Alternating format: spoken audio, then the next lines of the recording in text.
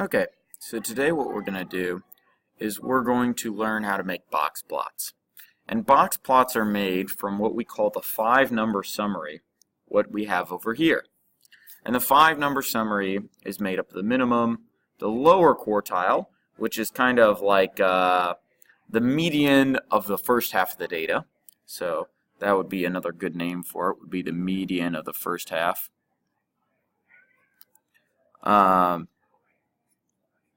And then we have the median, which is the middle number. And then we have the upper quartile, which is like the median of the second half of the data. And then the max. So we're going to learn how to deal with all of this. The first thing that you're going to need to do is you're going to need to take your data points and you're going to need to organize them so we can find the first half and the second half. So here we go. Let's take these things and organize them.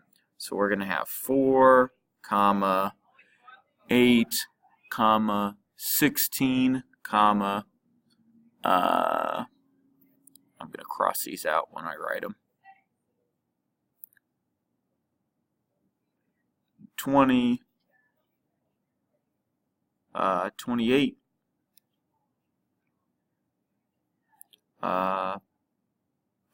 40,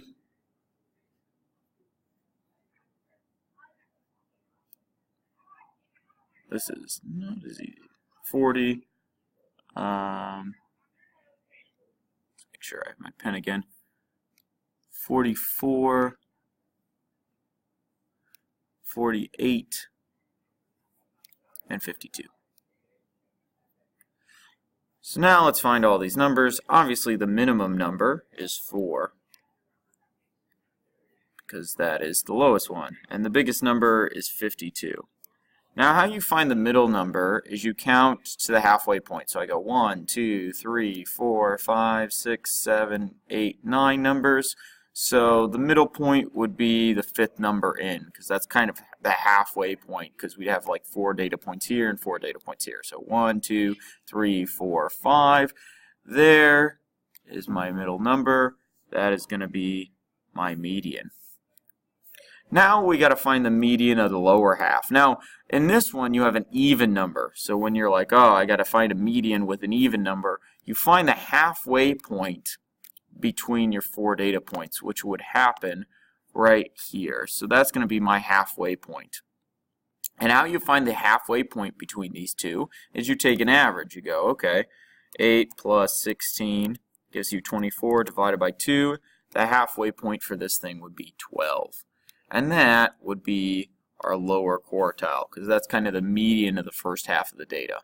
Now we're going to find the median of the upper half of the data, which the median of the upper half of the data would happen again in the middle here. So we would need to do 44 plus 48 and then divide that by 2. And that's going to happen at 46. So we're going to have this here at 46.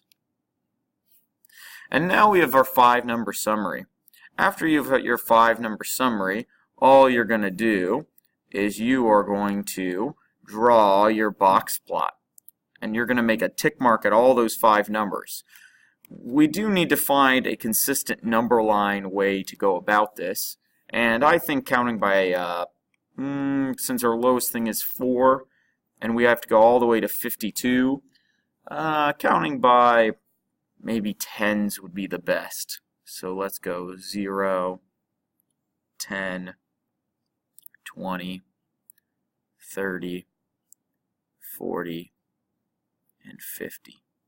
Okay? And so I know my first point's going to be here. We're going to make a tick mark at around 4. We'll make a tick mark around 12. We'll make a tick mark around 28. We'll make a tick mark around 46. And we'll make a tick mark around here at 52. Now what you do after you've drawn all your tick marks is you connect all of them with a line and you make a box around your quartiles. And we can see that this would look something like this box plot that I've just created. Now you might be wondering, why is a box plot particularly useful? And the answer to that question is it shows you the spread of the data. Because I know that if this is the halfway point, that's where like 50% of the data is. And if this is like the half of the halfway point, that's like at 25. And if that's the upper half of the halfway point, that's at 75. So you can think of 25% of the people are here, 25% of the people are here, 25% of the people are here, and 25% of the people are there. So now that I can look over this, because we have like this thing, you can kind of see the shape. And this shape, if you had to look at it, it looks pretty normally distributed. Like most of the graph is pretty spread out. But it looks like they all take about the same amount of space. Like this. This is a little bit, I guess, longer than this spot, but not by too much. So it really tries to help you see how far apart the numbers are, or how close it's concentrated. So that means most of the people are between these numbers right here, because we can see that that's a little bit more compact. Okay, let's look at how we can see how this connects to histograms. Okay, we're going to work on matching this histogram to a box plot. And now when I look at this histogram, it looks like a lot of the data is concentrated in this first part, and then it slowly spreads out. So we want to look at something that has a lot of data in the first part, and then is stretched. And this one is not a good fit because it looks like it's got pretty equal data, or most of the data, well, they have more of the data in this first part because that's shorter, but the middle part is really stretched out, which it looks like our middle part should be a little bit closer together because most of our data is concentrated in the front. This one has a lot of data concentrated in the front, and it looks like it's stretched out, like there's very few data points in here. So I think that one. This is just the opposite, so it's if it has it in the opposite direction, and this looks like it's just really compact in the middle, which can't even be true because our lowest data point is 10, and this one's lowest data point is 30. So this should be our answer. Okay, let's try another one of those. So this one looks like it is a little bit more normally compact. It doesn't look stretched to either side, so I don't think it would fit this histogram, because see how this one is stretched this way? And I don't think it would fit this histogram because it's a little bit stretched this way. It does look like this one's stretched in the middle. So this histogram doesn't work because, again, our lowest data point is at 10. This has nothing at 10, and it's just really compact in the middle. So if I had to guess what this one looked like, its box plot would probably be something like, do we get a pen? It's hard to use this pen, but that's okay. It's going to look something like, let's go to a whiteboard. It's going to look something like this, where everything's just really compact. So it's just going to be really small. Where this one looks like it's stretched more in the middle. So I'm going to guess that it has the least data points in the middle, and we're going to go with that one.